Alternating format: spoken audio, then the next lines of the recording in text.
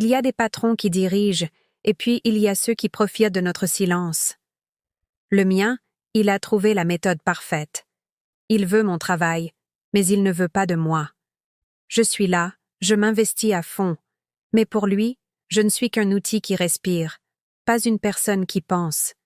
Ce que je ressens, ça n'a aucune importance. Ça ne rentre pas dans ses tableaux Excel, ça ne se mesure pas, ça ne sert pas ses objectifs.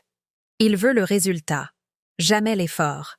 Il exige la performance, mais oublie la reconnaissance. Il récolte tous les lauriers, mais il ne sait même pas qui a planté la graine. Il parle de moi comme si j'étais juste un bruit de fond, un petit détail qui l'embête. Il me supporte parce qu'il n'a pas encore trouvé comment se débarrasser de moi sans perdre ce que je fais. Je le vois dans ses gestes, dans ses silences, dans ce regard qui glisse sur moi comme si j'étais transparent. Il voudrait que je sois invisible, mais indispensable. Effacé, mais efficace. Muet, mais toujours disponible. Il ne partage rien, ni les réussites, ni la vision, pas même un fragment de considération. Il garde pour lui ce qui brille et me laisse gérer ce qui brûle. Je suis le rouage qu'on use jusqu'à la corde, pas le collaborateur qu'on respecte. Et plus les jours passent, plus je comprends que ce n'est pas de la sévérité, ni de l'exigence. C'est du mépris. Froid, calculé, chirurgical. Il ne veut pas que je m'épanouisse.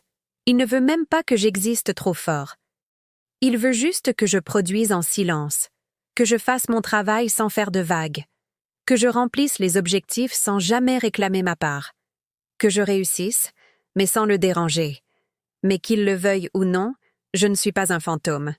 Je suis là, et je vois clair dans son jeu. Son indifférence n'a rien d'un style de management. C'est simplement un manque d'humanité, recouvert d'un vernis d'autorité. Il pense peut-être que je me tais par faiblesse. Mais un jour, il réalisera que c'était simplement par lucidité.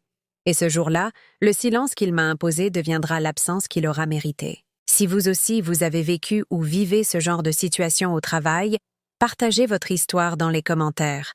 Parfois, le simple fait d'en parler peut faire un bien fou. N'oubliez pas que votre bien-être est primordial.